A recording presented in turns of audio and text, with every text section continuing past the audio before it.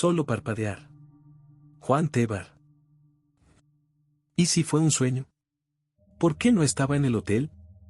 A no ser que también el hotel fuese un sueño. A Conchita Goyanes, que hubiese recogido alguna oreja para su uso particular. Carlos dobló la esquina y el viento le dio de cara. El aire levantaba una cortina de polvo como quien levanta una falda, y se veía una luna redonda, iluminando a nadie. Los granitos de arena golpeaban el cristal de sus gafas. El hombre estaba allí, a la vuelta de aquella esquina, junto al farol. La polvareda hacía difícil verle con claridad. Estaba agachado, como buscando algo o colocándolo en el suelo. Era manco, y una manga de su camisa ondeaba al viento como un trapo. El primer hombre que veía en la noche. Carlos lo agradeció. La peculiar melancolía de los lugares de paso se le acrecentó especialmente con la soledad de aquel hotel vacío. Luego salió a dar este paseo decepcionante. Nadie en ningún sitio, por eso le apeteció hablar a aquel hombre. Había un farol verde adosado al muro de aquella esquina. Colocándose a su favor, Carlos vio que recogía del suelo un objeto con su única mano. Le miró entonces el hombre. No se había afeitado y en sus ojos lucía un extraño estupor. También pudo ver Carlos a la luz del farol el objeto que pendía ahora de la mano del hombre. Era un brazo.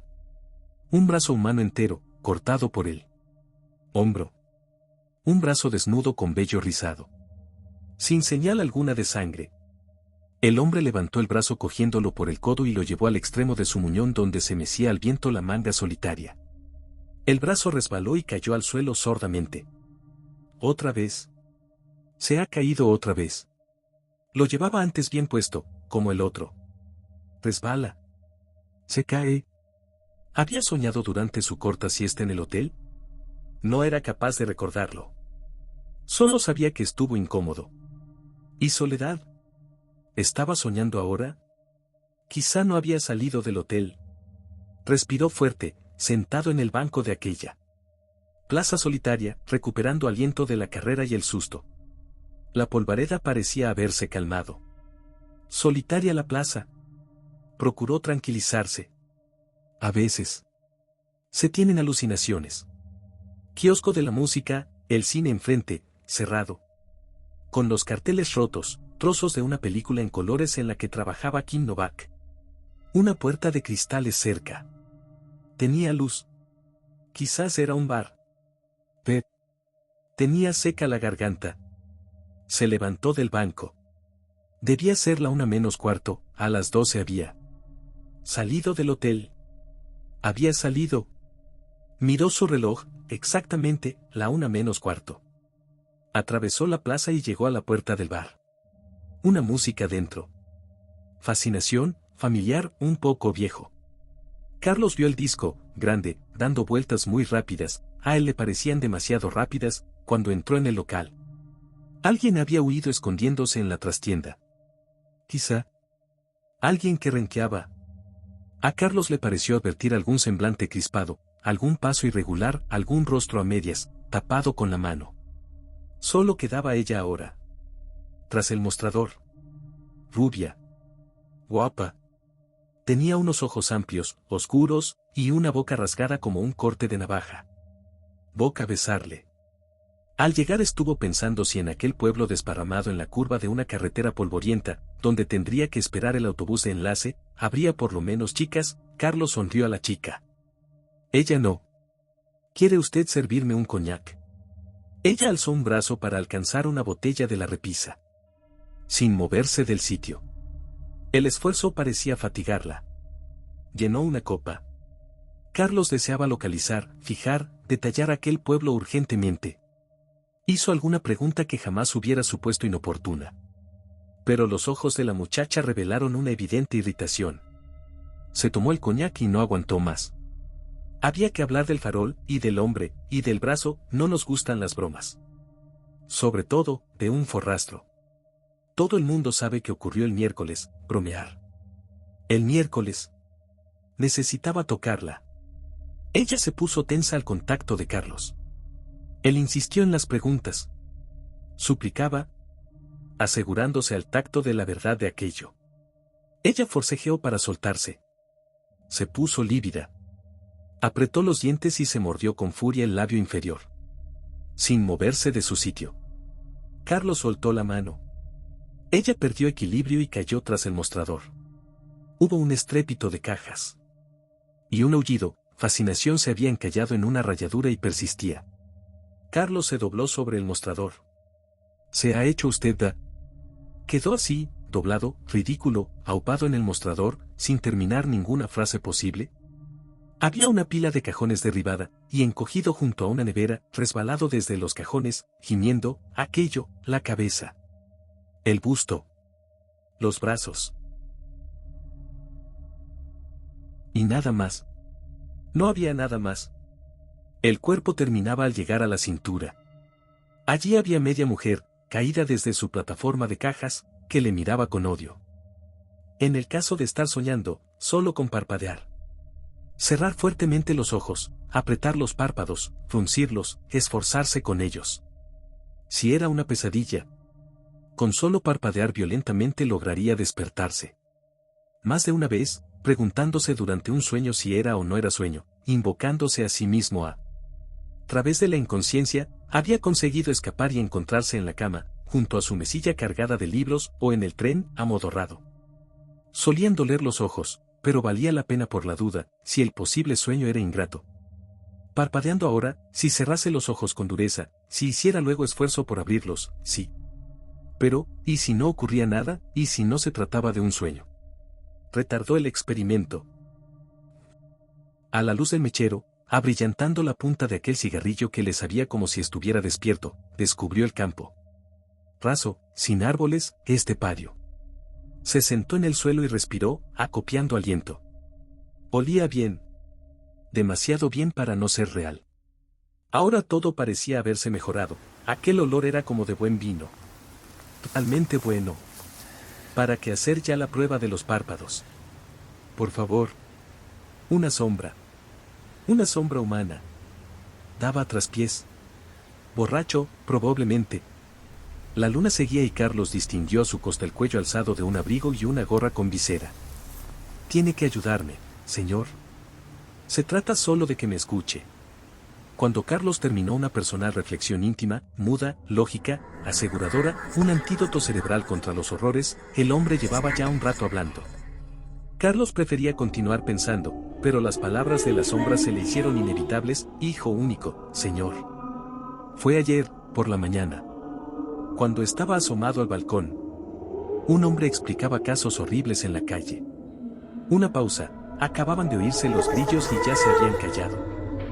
Estaba asomado al balcón.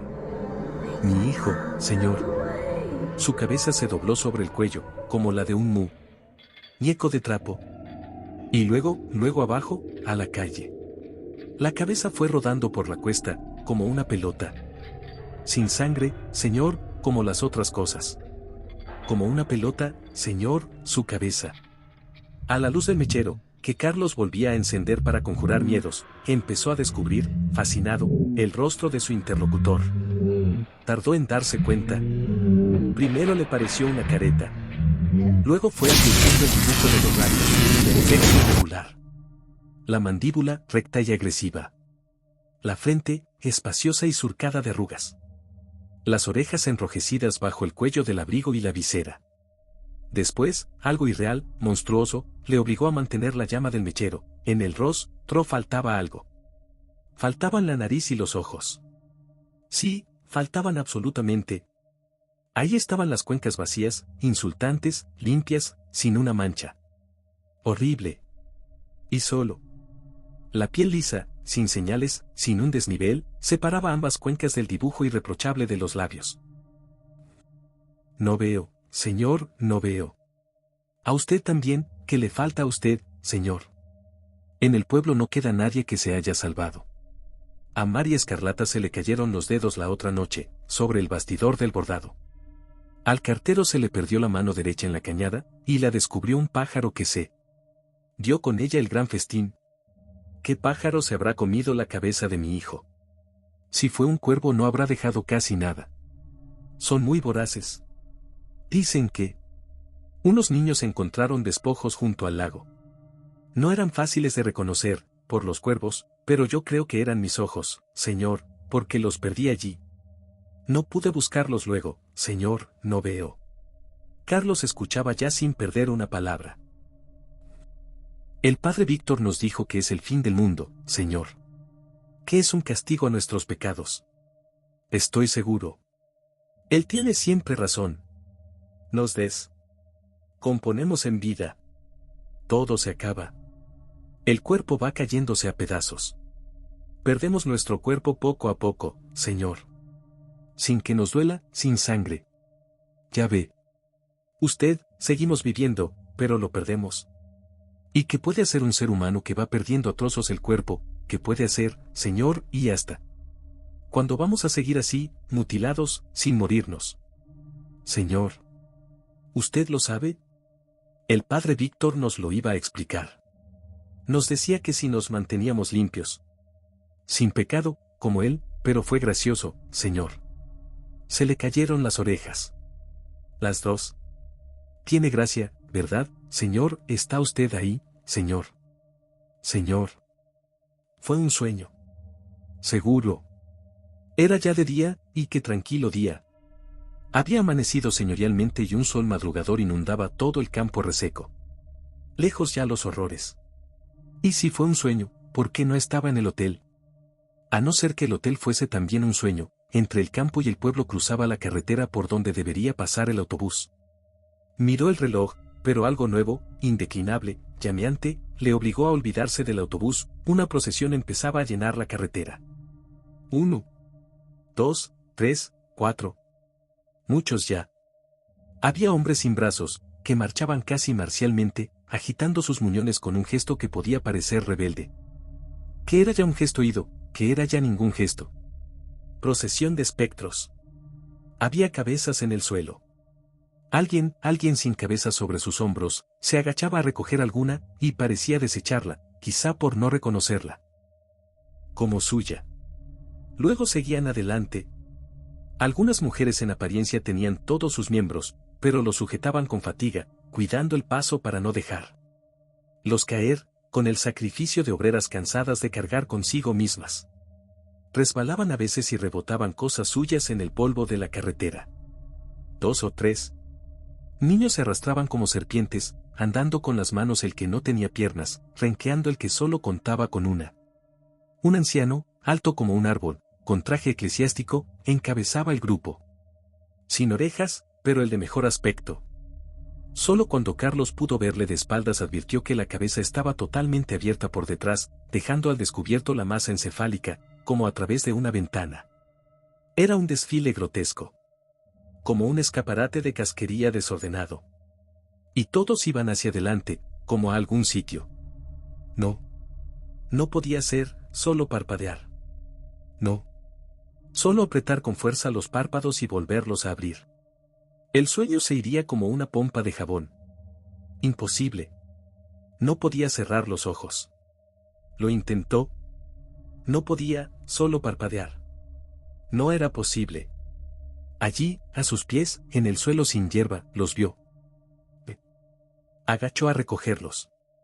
Los miró, los palpó, trató de convencerse de que no eran suyos. Volvió a intentarlo, solo parpadear. Imposible. Los volvió a mirar. Contuvo una arcada. Los tiró entonces, asqueado, lejos de su vista. Eran sus párpados. Se unió a la comitiva. La hija de Rapaccini. Versión libre de Eusebio Zabaleta sobre una idea de Nathaniel Hawthorne. Se decía, y había incluso quien se atrevía a dar fe de ello, que aquel doctor amaba más la ciencia que la humanidad, y que no dudaría en sacrificar la vida de su ser más querido con tal de aumentar el caudal de sus conocimientos. Incontenible, latía en sus labios J la exigencia apremiante que solo la plenitud de un beso podría satisfacer, bocas como abejas ardientes, sedientas del néctar asomado ya en los labios anchos y húmedos. Pero Beatriz, bruscamente se paró, decía Giovanni.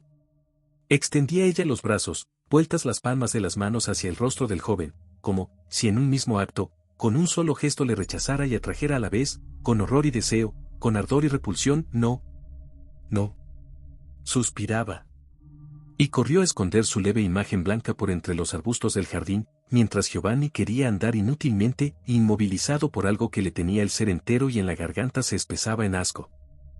Creía soñar un inmenso miedo en el que él era menos aún que mosca, prendida entre la telaraña tramposa, cuerpo inerte que flotaba sobre mar de gelatina fétida en la que nunca llegaría a hundirse, de la que jamás lograría desprender sus brazos y piernas desesperados.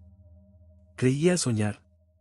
Sin embargo, vivía episodio cierto, historia verídica, ¿siempre es así de oscura la habitación? Preguntó el joven Giovanni Guasconti a Lisetta, anciana guía domiciliaria, rendido cuerpo al servicio de los propietarios de la Casa de las Flores Muertas. ¿Oscura? Se ofendió ella. Dice oscura y nada pregunta de lo otro, rezongó para, de un golpe, llenar de luz la estancia. Ni en Nápoles mismo encontrará usted luz como esta que el sol quiere brindar cada día a nuestra ciudad. Usted, sin duda, no es de Padua, ¿verdad, hijo? Lisetta, todavía hablando entre dientes, prosiguió, aquí entran todos con facilidad, pero luego, ellas, desde abajo les hacen prisioneros, yo cumplí con mi deber ya, dije al comisario. Antes de llegar los propietarios mismos a la casa, han entrado cientos, sí, cientos, que nadie ha visto salir. ¿Qué contestó el viejo imbécil? Lisetta, estás borracha. A mí, me da igual, yo, aviso, por tanto, no traiciono. Repitió otra vez, ¿oscura le parece? Mire bien, abra usted los ojos y dígame si en alguna parte vio tanto y tan luminosamente. ¿Ve? ¿Qué le parece? Aquí están las llaves. Yo me voy. Y haciendo la señal de la cruz sobre el aire se fue. Giovanni estaba mirando. Era jardín florecido en círculos concéntricos. Las flores que estaban al pie mismo del balcón en donde Giovanni abría su asombro, era imperfecto boceto de las del círculo siguiente, de forma que el golpe de vista inicial quedaba inmediatamente fijado en el macizo central, crecido como orla de singular hermosura, toda ella en racimo de gemas vegetales, en torno a una fuente de mármol ruinoso, del que brotaba un chato surtidor de cobre, por el que salía un Nathaniel Hawthorne líquido que no era agua. ¿Acaso fuera espeso almíbar diamantino, esencia bruta, néctar neto, grueso, imposiblemente sutil, como el deseo lógico lo hubiera preferido? Tan apretados eran los circulares macizos, que, en la maravillosa superficie, en el tejido de flores sucesivas, se veía el suelo de abajo, la tierra, pero de tal manera que, aun sin poder podía ser adivinada la superficie compuesta por materia del reino animal más que del vegetal. Horrenda presentida alfombra de informes bultos palpitantes. No era, pues, el viento quien ondulaba aquella alfombra silvestre. Era una respiración, o muchas, hechas una. Suspendido en la magia de la visión, escuchó Giovanni un crujido entre las plantas. Allí estaba. Era un ser viviente, todo vestido de negro, las manos protegidas por gruesos guantes y el rostro con mascarilla en punta. Tal parecía insecto gigante, pero era hombre que con miedo manifiesto recogía las hojas secas y las ramas caídas, evitando con gestos crispados el contacto con las flores, de menor a mayor, es decir, menos en las del primer círculo y más, infinitamente más, en las que orlaban la fuente ruinosa en el centro de aquella temible maravilla. Fue tan incontenible su miedo que desde la proximidad misma de la fuente, como si las flores bellísimas, las gemas vegetales le quisieran hacer morir. Gritó un nombre, cada vez con más aguda ansiedad en la voz: Beatriz. Beatriz. Beatriz. Podía haber sido otra flor más paradójicamente atraída por la voz del que gritaba su nombre: voy ya, padre. No temas. Giovanni se sentía dentro de algo milagroso. Aquella joven, vida, salud, energía, belleza, virginal castidad todavía retenida, avanzaba sin miedo, con las manos abiertas a la caricia, hablando, con ternura a cada una de las flores. Ven aquí, suspiró su padre. Desde hoy quiero que seas tú quien cuide de ella, es nuestro gran tesoro. Yo estoy delicado, mi vida correría peligro si tan solo la tocara. Tuya es por tanto desde hoy. Beatriz con gesto enamorado apretó en su seno las gemas vegetales mientras decía: sí, hermana.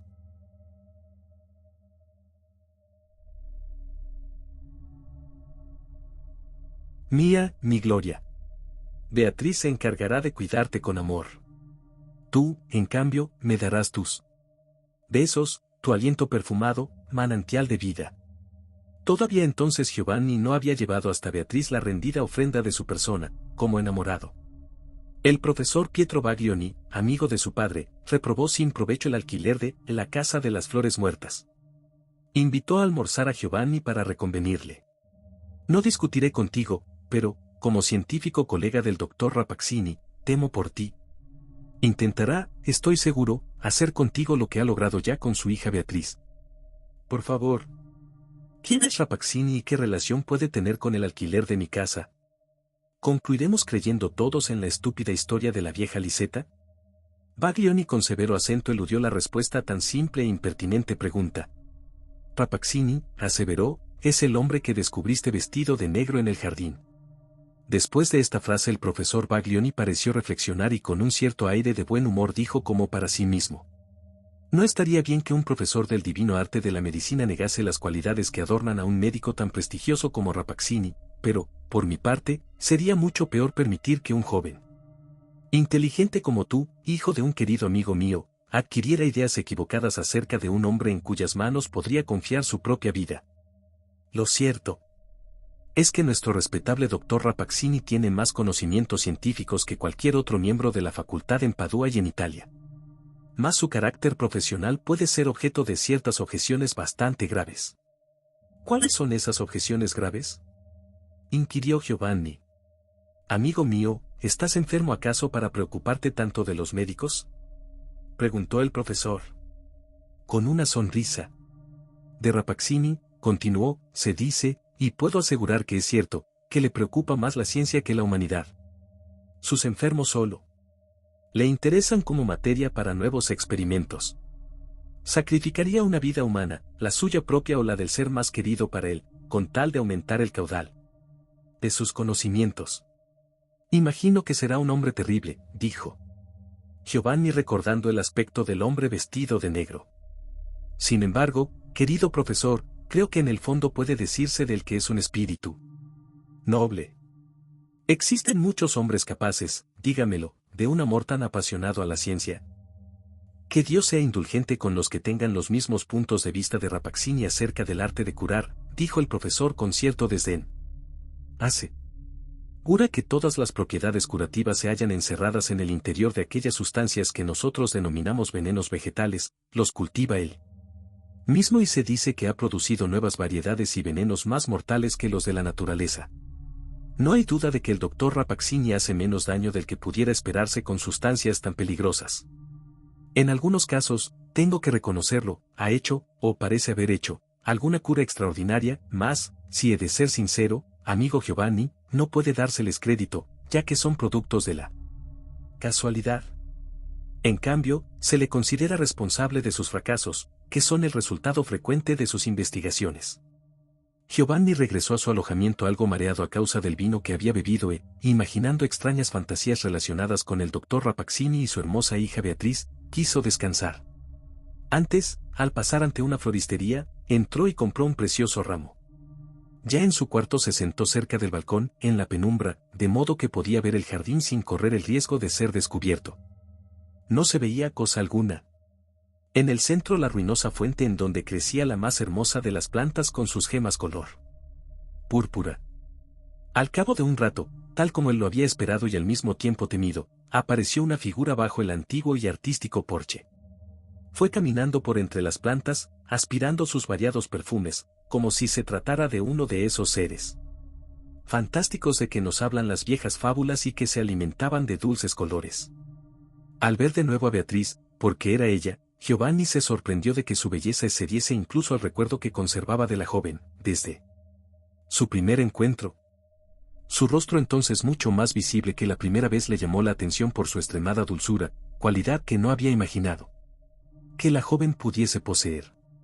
De nuevo le pareció hallar cierta similitud entre la hermosa hija de Rapaccini y el espléndido arbusto que lucía flores semejan.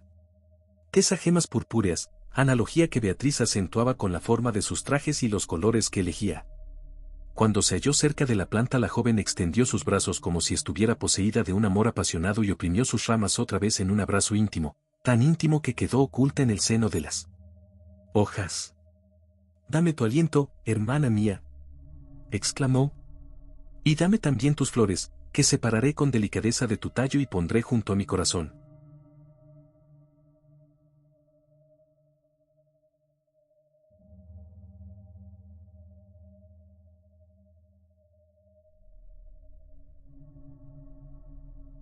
Mientras pronunciaba estas palabras, la bella hija del doctor Rapaccini cortó una de las flores más hermosas y se dispuso a prenderla en su pecho.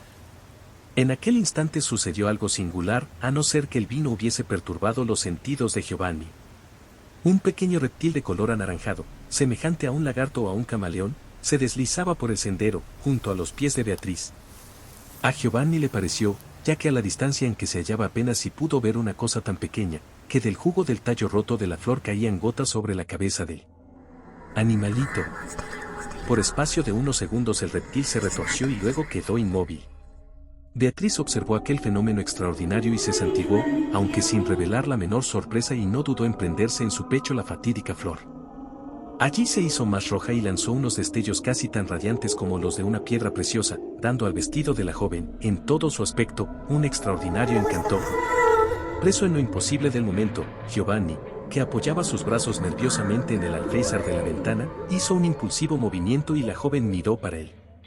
Sin apenas proponérselo, le ofreció el ramo de flores que antes había comprado. Señorita, le dijo, acepte estas flores. Acéptelas en nombre de Giovanni Guasconti. Gracias, señor, contestó Beatriz con armoniosa voz. No las merezco, murmuró Giovanni. Acepto su presente y lamento no poder recompensarle con esta preciosa flor purpúrea, pues aunque se la enviara por el aire no le alcanzaría. Así, señor Guasconti tendrá que conformarse con las gracias suyas.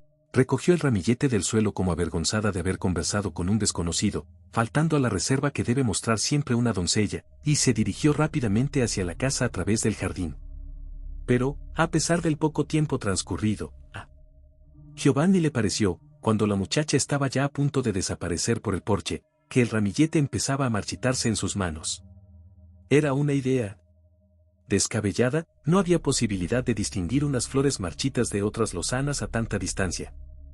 Pero, en los días que siguieron a aquellos momentos, Giovanni vivió en lucha constante entre el ir y venir a la ventana. Ignoraba si Beatriz poseía aquella fuerza mortífera, aquella afinidad con unas flores muy bellas y al mismo tiempo fatales que él creía haber descubierto, pero lo cierto es que había inoculado en él un veneno, sutil y activo en todo su ser. No era amor, aunque la gran belleza de la joven le subyugaba, ni horror, a pesar de que suponía que su espíritu estaría impregnado del mismo perfume pernicioso que parecía poseer su organismo. Era una mezcla de ambos sentimientos, de amor y de horror, uno le abrazaba y otro le hacía temblar. Benditas sean todas las emociones simples, sean buenas o malas. El hecho fue que Giovanni, como todo enamorado, buscó y encontró. La vieja Liseta se mostró asequible y por un puñado de liras reveló al joven el secreto de una antigua entrada al jardín. Aquí, una vez más al fondo primero y después ya junto al surtidor del centro, vio a Beatriz. En aquel preciso momento divisó un insecto que volaba por encima de la tapia del jardín. Tal vez había estado vagabundeando por la ciudad en donde no halló flores ni verdor hasta que el intenso perfume del arbusto de Rapaccini le había tentado. Sin detenerse en las flores, ya que no parecía sentir más atractivo que el de Beatriz, se entretuvo, sin embargo, revoloteando en torno a su cabeza. Los ojos de Giovanni no podían ahora engañarle. Y lo que vio fue que mientras Beatriz contemplaba al insecto con infantil alborozo, el animalito descendió en su vuelo hasta caer a los pies de la joven, allí permaneció unos segundos agitando las alas y luego quedó inmóvil, muerto. ¿Cuál fue la causa de su muerte? Giovanni la ignoraba totalmente. ¿Sería el aliento de la joven? Una vez más, Beatriz se santiguó tranquilamente, se inclinó sobre el insecto. Muerto, sonrió y continuó su paseo. Aturdido y amedrentado por lo que acababa de ver, pero al mismo tiempo resuelto por fuerza del sentimiento creciente que le llevaba a Beatriz, Giovanni la llamó en voz alta y ella despacio y sonriente se acercó. Hasta él. El diálogo no pudo ser más que uno. Señorita, por favor, ¿debo creer todo lo que he visto, con mis propios ojos? Las mejillas de Beatriz se ruborizaron, pero mirando a Giovanni a los ojos respondió a su mirada de ansiosa sospecha con la altivez de una reina. Eso es lo que yo voy a pedirle, señor, respondió, olvide todo lo que ha imaginado acerca de mí. Lo que nos dicen los sentidos externos puede ser falso en esencia, mas las palabras que salen de los labios de Beatriz Rappaccini brotan de lo más recóndito de su corazón y esas son las que debe usted creer. Había hablado con vehemencia y sobre la conciencia de Giovanni brilló como la luz de la verdad misma. Pero mientras hablaba aparecía ella rodeada de una exquisita y deliciosa fragancia perceptible que el joven con sensación de repugnancia, sí de repugnancia, no se atrevía apenas a respirar. Era tal vez el olor de las flores, sería que el aliento de Beatriz embalsamaba sus palabras con un extraño olor como si tuviera las entrañas impregnadas de algo mortífero. Giovanni notó un leve mareo, mas se recobró enseguida, parecía contemplar a través de los ojos de la bella muchacha su alma transparente y no volvió a sentir duda ni temor. Pasearon así en animada conversación por el jardín y después de muchas vueltas volvieron a detenerse junto a la fuente en ruinas, donde crecía la magnífica planta con su tesoro de espléndidas flores. Alrededor de ella se esparcía una fragancia idéntica a la que Giovanni había atribuido al aliento de Beatriz, aunque mucho más intensa. Cuando la joven vio la planta, Giovanni observó que se oprimía el pecho con la mano, como si su corazón estuviera palpitando aceleradamente y le produjera malestar. Por primera vez en mi vida, susurró Beatriz dirigiéndose a la planta, me olvidé de ti. Recuerdo, señora, dijo entonces Giovanni, que en una ocasión me prometió compensarme con una de esas espléndidas gemas a cambio del ramillete que tuve la osadía de ofrecerle. Permítame ahora coger una en recuerdo de aquella entrevista.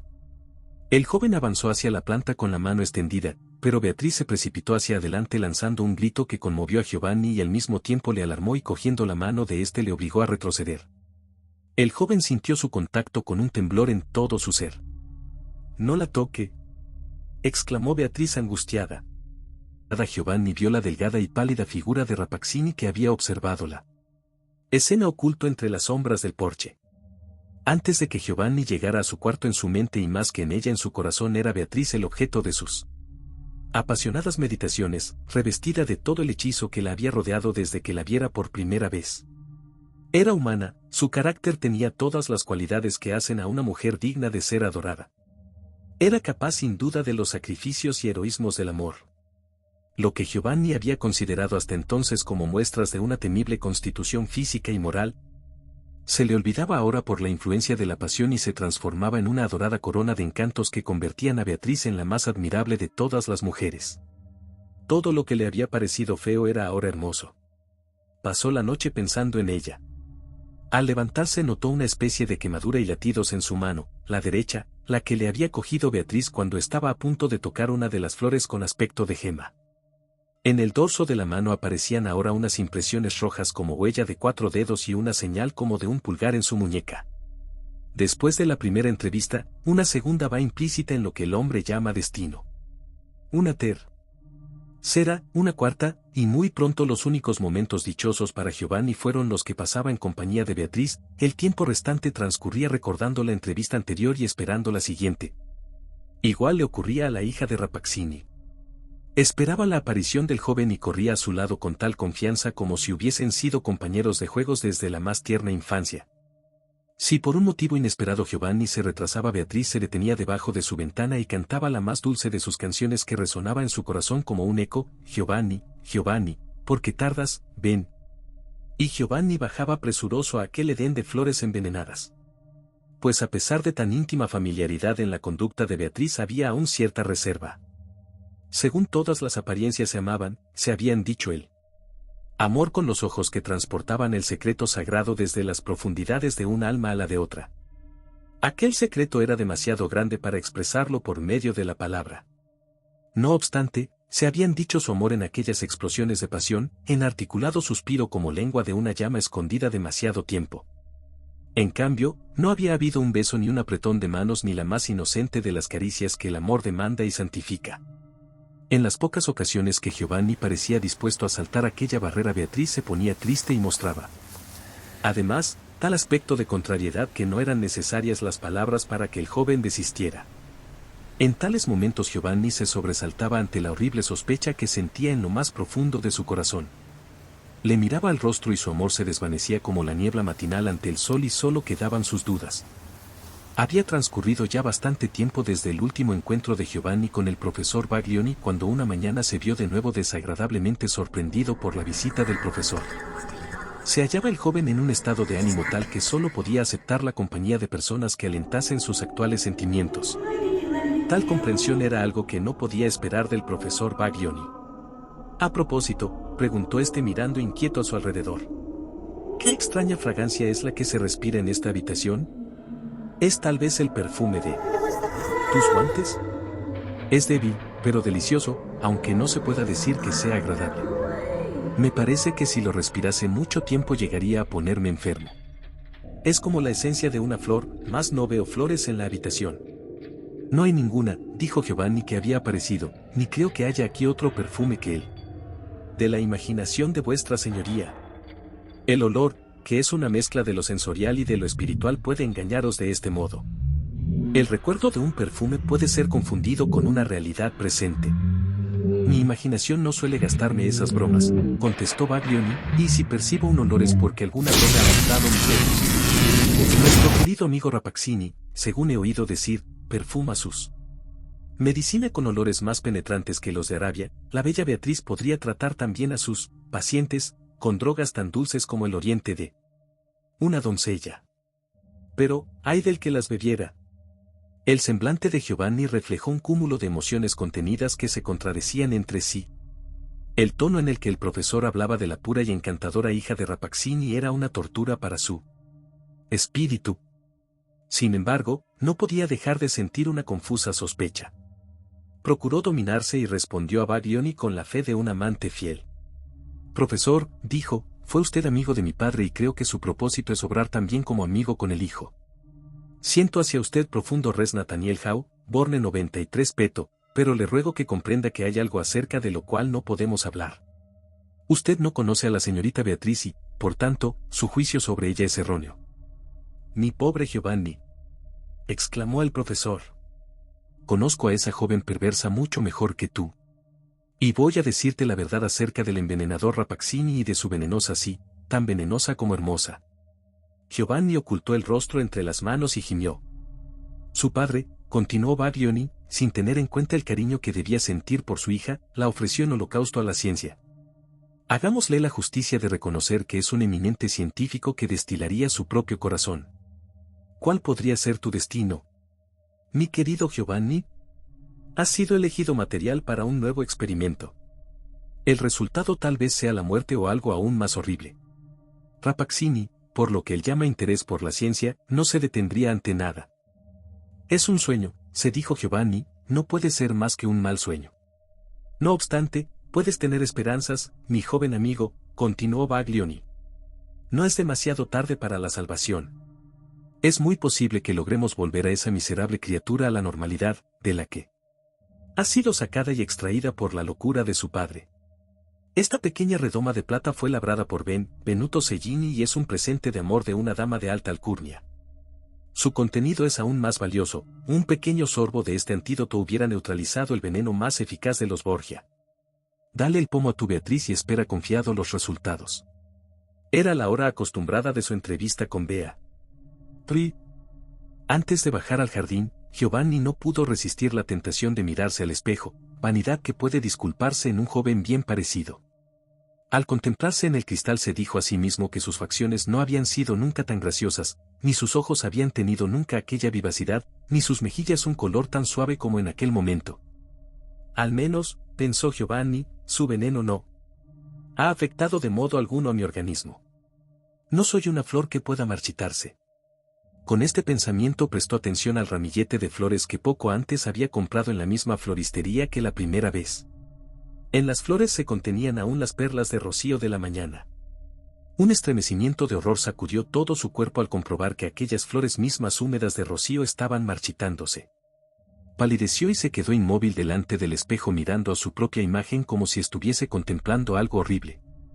Recordó el comentario de Baglioni acerca de la fragancia que parecía inundar la habitación. Su aliento debía estar envenenado. Comenzó a observar con ojos curiosos una araña que estaba fabricando su tela en la antigua cornisa de su habitación y era una araña tan activa como todas las que se columpian en un techo viejo. Giovanni se situó debajo mismo del insecto y emitió una profunda y larga bocanada de aliento. La araña interrumpió su tarea y la tela vibró a consecuencia del estremecimiento del cuerpo del diminuto artesano. Giovanni lanzó otra vez el aliento sobre la araña, con más fuerza que la vez anterior y con un maligno sentimiento en su corazón, ignoraba si era un ser perverso o una criatura desesperada. La araña contrajo sus miembros y quedó colgada, muerta. «Maldito, maldito», exclamó Giovanni. ¿Te has vuelto tan venenoso como para que este insecto muera bajo los efectos de tu aliento? En aquel instante llegó desde el jardín una voz dulce y agradable que me llamaba. «Giovanni. Ya pasa de la hora. ¿Por qué tardas tanto? Baja. Baja». «Sí», murmuró Giovanni, «ella es el único ser al que mi aliento no puede matar, ojalá la hubiera matado. Ojalá pudiera hacerlo». Bajó corriendo deprisa, a trompicones y al cabo de unos momentos se encontraba ante los ojos adorables de Beatriz. Unos segundos antes su rabia y desesperación eran tan intensos que solo había deseado poder destruirla con una mirada. Mas en su presencia surgían influencias demasiado subyugantes para que pudiera liberarse fácilmente de ellas. Giovanni recordaba ahora los momentos en que Beatriz con su femenino encanto le había envuelto en una inefable paz y recordaba el apasionado latir de su corazón en presencia del joven. Y aquellos recuerdos convencieron a Giovanni de que Beatriz era un ángel, y que solo una persona malvada podía atribuirle aquellas horribles cualidades. La ira del joven se apaciguó y se transformó en un estado de hosca insensibilidad. Beatriz, con su aguda intuición, comprendió que entre ellos había un mar de tinieblas que ninguno de los dos podía cruzar. Pasearon juntos, cabizbajos y en silencio llegaron hasta la fuente de mármol cerca de la cual crecía la planta de flores con gemas brillantes. Giovanni se sorprendió del placer con que él mismo inhalaba la fragancia de las flores. «Beatriz», preguntó de pronto. «¿De dónde procede esta planta?» «La creó mi padre», contestó la joven. «¿La creó? ¿Qué quieres decir con eso?» «Es un hombre que conoce los secretos de la naturaleza y en el mismo instante en que yo empecé a respirar, esta planta se alzó del suelo, es el fruto de su ciencia, de sus conocimientos en tanto que yo no soy más que su hija muerta». «No te acerques», advirtió, al ver que Giovanni se aproximaba a la planta. «Tiene cualidades que apenas podrías imaginar. Yo, queridísimo Giovanni, le he crecido y me he desarrollado con la planta y me nutro con su aroma. Es mi hermana y la quiero con afecto humano». «Ay, ¿no lo has sospechado? Existe un terrible destino en ella». Giovanni la miró con una expresión tan huraña que Beatriz se interrumpió temblando. «Hasta que el cielo te envió, Giovanni», prosiguió con la mirada baja, «no te puedes imaginar cuán sola estuve en este jardín». La ira de Giovanni estalló repentinamente como un relámpago surgiendo de las tinieblas, incontenible. «Estoy maldito», exclamó con desesperación. «Encontrabas insoportable tu soledad y me has separado de todo lo noble de la existencia, atrayéndome a esta región de tinieblas, de horror y de veneno». «Giovanni», gritó Beatriz mirándole con sus grandes y brillantes ojos ya cuajados de lágrimas. «Sí, criatura abominable», prosiguió Giovanni, acercándose a ella, «tú me has puesto así. Tú me has emponzoñado. Tú has llenado mis venas de miseria. Tú me has convertido en un ser odioso y fatal. Como tú misma. Ahora si nuestro aliento es tan fatídico para nosotros mismos como para los demás, unamos nuestros labios en un beso de indecible odio y muramos, el beso, lo sabíamos ya al principio de este triste relato. No llegó a cuajar entre los labios. Esta vez rabiosos y anhelantes de los enamorados inmersos en odio y repulsión mutua. Giovanni advirtió en su mano el frío metálico de la redoma artística que contenía el antídoto. Corrió tras Beatriz llamándola a voces con grito desgarrado, prendido aún en un punto de esperanza. «Beatriz, Beatriz, Beatriz», clamaba como días antes el maldito doctor, el infinitamente cruel Rapazzini requiriera el auxilio de su hija. Pero Beatriz había caído al suelo. Giovanni corrió también tropezando consigo mismo. La redoma se había abierto y salpicaba con su líquido espeso las flores del jardín central, las gemas preciosas, y también las flores de los círculos más alejados. Bajo el porche el propio Rapazzini observaba la escena, que también desde un rincón contempló Lisetta, único testigo de aquel formidable momento. Las gotas del antídoto hicieron rebullir la tierra del suelo. Toda la superficie visible parecía gigantesco pecho jadeante, con estertor de agonía. Después, a la par que Giovanni se arrastraba hasta el lugar donde había caído Beatriz, las plantas iban cobrando formas humanas retorcidas como si el instante mismo, el divino naturalismo estuviera allí haciéndolas revivir un purgatorio terrible. Brazos, manos, dedos con largas uñas rotas, pechos y cinturas. Era un hervir de martirizados seres mutilados. Giovanni había llegado hasta Beatriz. Casi a un mismo tiempo, miró al cielo primero como si implorara clemencia, vertió un chorro de antídoto sobre la boca entreabierta de Beatriz y cerrando los ojos del cuerpo y también los del alma besó aquella boca maldita. Liseta juraba horas después en el jardín reducido a hierba muerta que las flores, después de yacer sobre los cuerpos de los amantes aprisionaron también al doctor. Lo juro, está ahí abajo, con ellos. El comisario la empujó otra vez con desprecio, vieja borracha. ¿Por qué no te comieron a ti también las plantas? Yo te lo diré, sabes a sudor de alcohol y a mugre podrida. Vete y no vuelvas. Liseta concluyó sus días tratando de que alguien escuchara su testimonio. Nadie le hacía caso. Pero fue cierto que nunca volvió a saberse del doctor, de su hija Beatriz y de Giovanni, con todos los cientos que habían entrado allí.